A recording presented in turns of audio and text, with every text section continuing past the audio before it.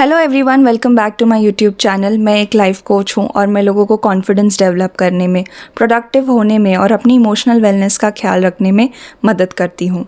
आज के वीडियो में हम यंग एडल्ट्स की एक बहुत बड़ी प्रॉब्लम को डिस्कस करने वाले हैं कि वो अपने लाइफ के जो डिसीजंस है वो किस तरह से ले सकते हैं। क्योंकि यंग एडल्ट्स अक्सर बहुत ज़्यादा कन्फ्यूज्ड होते हैं, especially when it comes to their career. तो मैं आपको एक जो कोचिंग की फ्रेम है, जिसे हम माइंडसेट फ्रेम कह सकते हैं, वो समझाने की कोशिश करूँगी। आप उस फ्रेम को यूज़ करके आपके डिसीजंस लेने के बारे में सोच सकते हो, जो भी आपको आपके हिसाब से सही लगता है। और आपको ये समझना होगा कि डिसीजन मेकिंग किसी को नेचुरली आती है, और अगर आपको नहीं आती है तो आप सीख सकते हो। अगर आपसे कोई कहता है कि आप कभी नहीं सीख सकते कि अच्छे डिसीजंस कैसे लिए जाते हैं, ये बात सच नहीं है। बस अगर आपने अपनी लाइफ की रिस्पॉन्सिबिलिटी ले ली है कि मेरी जो लाइफ है वो मेरा लाइफ एक्सपीरियंस है, मेरी रिस्पॉन्सिबिलिटी है, तो मैं जो भी एक्शंस लूँगी या मैं जो भी एक्शंस लूँगा उसके कॉन्सिक्वेंसेस भी मेरी रिस्पॉन्सिबिलिटी है। जब आप इस चीज़ को समझ लेते हो, उसके बाद आपके लिए डिसीजन मेकिंग मुश्किल नहीं हो सकती। आप गलतियाँ करोगे, आप मिस्टेक्स करोगे, but you will never be a person who does not know how to take decisions. It is a skill which can be learned like all other skills. So कभी ऐसा मत सोचना कि आपके अंदर हिम्मत है ही नहीं, वो हमेशा डेवलप की जा सकती है। और अगर आपको ऐसे ही पॉजिटिव और एनकरेजिंग कंटेंट अच्छा लगता है तो आप मेरे चैनल को सब्सक्राइब कर सकते हो, जहाँ पर आप बहुत सारी लाइफ स्किल्स खुद ही सीख जाओगे। तो बात करते हैं about this problem that young adults in India have today. चाहे आप अपने 20s में हो या फिर आप अपने अर्ली 30s में हो, आपने भी आपके अराउंड ये ऑब्जर्व किया होगा। जब भी हम करियर के बारे में पूछते हैं कि आपको ये पर्टिकुलर करियर क्यों परस्यू करना है, तो लोगों के जो आंसर्स होते हैं ना, उसके पीछे कुछ डीप रीजंस छुपे हुए होते हैं। जैसे मैं जब भी पूछती हूँ, जो यूपीएससी का प्रिपरेशन कर रहे हैं, मेरे पास करियर कोचिंग सेशन के लिए आए हैं, क्योंकि 2-3 राउंड्स के बाद भी क्लियर नहीं हो पाया है उनका, और मैं उनसे पूछती हूँ कि आपको यूपीएससी क्यों करना है, राइट? आपको आईएएस क्यों बनना है, आपको आईपीएस क्यों बनना है? तो वो एक आंसर तो दे देते हैं जो शायद वो अपने इंटरव्यूज़ में भी देते होंगे।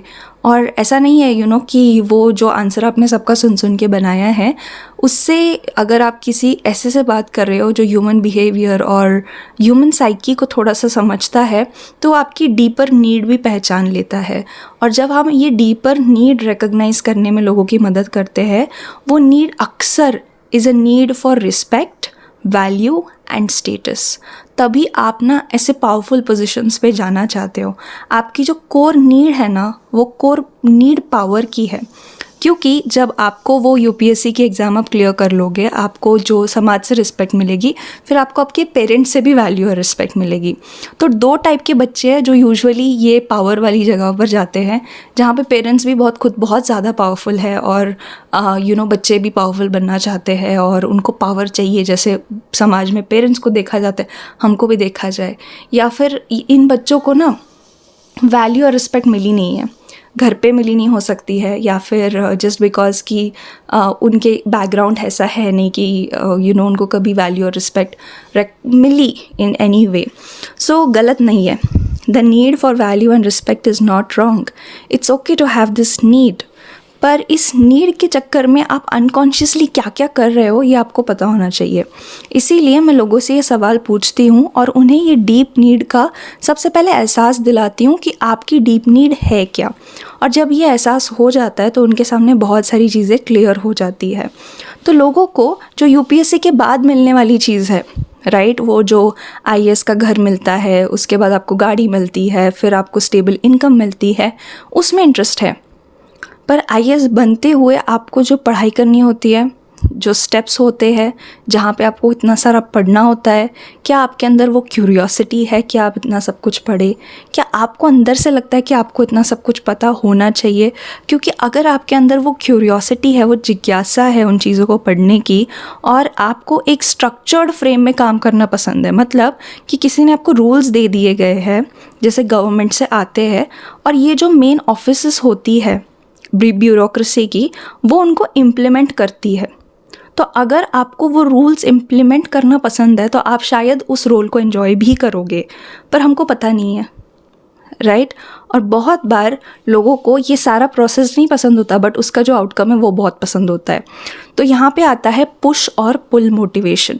पुश मोटिवेशन मतलब कि जो एंड गोल है वो आपको बहुत पसंद है, प्रोसेस बिल्कुल पसंद नहीं है, और एंड गोल की तरफ आप हमेशा खुद को धक्का देते रहते हो, और वहाँ पे आपकी बहुत ज़्यादा विल पावर खर्च होती है, या फिर एक्सटर्नली कोई आपको पुश कर रहा होता है, कोई आपको मोटिवेट कर रहा होता है, और वो उस तरफ आपको हमेशा पुश करता है।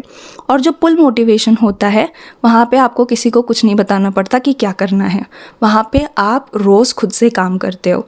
जैसे किसी को नहीं बताना पड़ता मुझे कि वीडियो बनानी है, मैं खुद से वीडियो बनाती हूँ, और किसी को ये भी नहीं बताना पड़ता कि अब आगे क्या करना है। तो जैसे बिज़नेस में जब भी कोई कहता है कि तुम्हें कोई बताने वाला नहीं होगा कि आगे क्या करना है, तो बहुत सारे लोग डर जाते हैं। मैं बहुत एक्साइटेड हो जाती हूँ क्योंकि मेरे पास पूरा ओपन अरीना है एक्सपेरिमेंट करने के लिए। I like that space, so I am naturally pull towards this. और कुछ होते हैं जो सोच तो रहे होते हैं कि मुझे अपना बिजनेस करना है, मुझे अपनी इतनी बड़ी कंपनी बनानी है, सब कुछ करना है, बट मेरे अंदर खुद का कोई डिसिप्लिन नहीं है। मैं बिल्कुल इस डायरेक्शन में खुद को परस्यू नहीं करती, और मुझे चाहिए कि कोई मुझे बताए कि कैसे करना है, और मैं वो चीज़ें स्टेप बाय स्टेप करूँगी या करूँगा। तो उनके लिए शायद ये वाला स्पेस बेटर काम कर सकता है, जो कि कॉम्पिटिटिव एग्ज़ाम्स वगैरह का स्पेस है। जब भी मैं ये देखती हूँ ना कि एक सामने वाले इंसान में बिज़नेस करने का पोटेंशियल तो है, बट मैंने जो सुना था एक कोचिंग सेशन में, उसमें वो कह रहे थे मुझसे कि ठीक है, अगर मैं ये कॉम्पिटिटिव एग्ज़ाम वगैरह का रास्ता नहीं ले रही हूँ ना, तो मुझे कुछ बड़ा करना है, ठीक है, मैं कुछ छोटा मोटा नहीं कर सकती। और मैं पूछती हूँ क्यों नहीं कर सकते? हर पहला स्टेप जो होता है वो शायद इतना ग्रैंड नहीं होगा कि आपकी सब लोग बहुत तारीफ़ करेंगे, राइट। लोगों को छोटे स्टेप्स लेने से या छोटा सा कुछ करने से भी जिनको शर्म आती है, जिनको प्रॉब्लम है उससे, तो वो लोग उससे कुछ बड़ा कैसे बना पाएंगे? क्योंकि वो पहला स्टेप लेने को ही तैयार नहीं है, क्योंकि शायद वो स्टेप इम्परफेक्ट होगा और लोग फिर उनके बारे में क्या बोलेंगे, या लोग फिर उनके बारे में क्या सोचेंगे। तो ये जो शुरुआत हुई थी आपकी need for respect and appreciation and status and जो भी था, वो आपको ना इधर जाने देता है ना उधर जाने देता है। क्योंकि उधर फिर आपको कुछ बड़ा ही करना है, बनाओगे तो फिर 100 करोड़ का बिजनेस बनाओगे, और इधर जाओगे तो फिर IAS ही बनोगे, और ऐसे आप झूलते रहते हो, क्योंकि आपको ना रिस्पेक्ट और वैल्यू बाहर से चाहिए। अगर आपने खुद की रिस्पेक्ट और वैल्यू समझ ली है, और आप एक ऐसे इंसान हो जिसने खुद को वैल्यू और रिस्पेक्ट करना समझ लिया है, तो फिर आप इतना ज़्यादा दुनिया के इशारों पे नहीं डांस करोगे।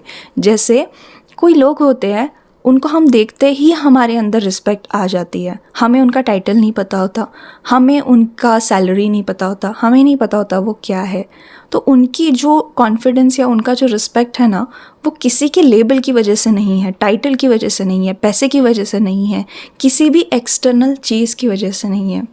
वो जिस चीज़ वो उनके अंदर है उसे सेल्फ वर्थ कहते हैं, मतलब कि वो इंसान अपनी वैल्यू जानता है। जैसे मैं स्टूडेंट्स को एक चीज़ समझाती हूँ कि आप जब भी एक जॉब में जाते हो, जॉब सीख करने के लिए जाते हो, इंटरव्यू में बैठे हो, तो आप 2 आइडेंटिटीज़ लेकर बैठ सकते हो। आप either as a job seeker बैठ सकते हो, ठीक है, कि बैठे हो मुझे जॉब दे दो, मुझे आपकी कंपनी में काम दे दो, मांगने के लिए जा रहे हो, या फिर आप एज अ प्रॉब्लम सॉल्वर जाते हो, आपको पता है आप कैसे टाइप की प्रॉब्लम सॉल्व कर सकते हो। सो अगर आप उस कॉन्फिडेंस के साथ जाते हो कि I am not just a job Sikar, I am also a problem solver, तो आपकी मुंह खोलने के पहले ही लोग आपके रिस्पेक्ट करने लगते हैं। ये कोचिंग के भी स्पेस में ट्रू है। अगर जो इंसान है जिसको पता है कि वो अपनी कोचिंग से कैसे दुनिया की मदद कर सकता है, वो इंसान का जैसे ही क्लैरिटी कॉल शुरू होता है, मतलब कोई एक कॉल जिसके पहले आप डिसाइड करते हो इस कोच के साथ काम करना है कि नहीं, their personality commands respect. They don't have to ask for it. They get it. And if they don't get it, they don't stay in those spaces.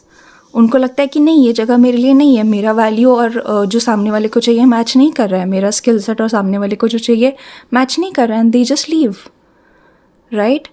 So when you know your value, when you know your worth, when you know who you are, when you know what problem can you solve, then आपकी जो personality बनती है वो बहुत अलग होती है।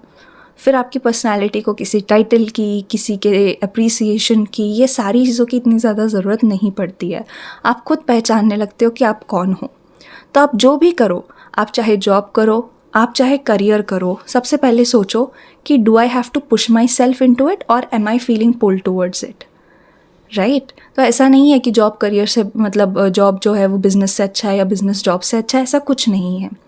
हाँ, ऐसा होता है कि किसी किसी की पर्सनालिटी शायद जॉब के लिए बेटर बनी होती है, किसी किसी की पर्सनालिटी बिज़नेस के लिए बेटर बनी होती है, बट मेहनत आपको हर जगह करनी है। और अगर आप किसी चीज़ पर बहुत लंबे समय तक मेहनत करते हो तो आप उसमें एक्सपर्ट बन जाते हो। तो छोटे से शुरुआत करने से इंसान ने कभी भी कतराना नहीं चाहिए, कभी भी घबराना नहीं चाहिए, क्योंकि अगर आपने उस मोमेंट पे आने वाले चैलेंजेस को फेस करना सीख लिया तो आपके अंदर जो कॉन्फिडेंस होता है ना, वो आपसे कोई छीन नहीं सकता। वो कोई लो मोमेंट्स आपसे नहीं छीन सकते, वो लोग आपसे नहीं छीन सकते। आपको फायर किया जा सकता है उस पोजीशन से, बट आपके अंदर का जो कॉन्फिडेंस है वो आपसे कोई नहीं छीन सकता। And that is truly becoming an adult. So if you liked what you see, subscribe to my channel. More such type of content coming your way.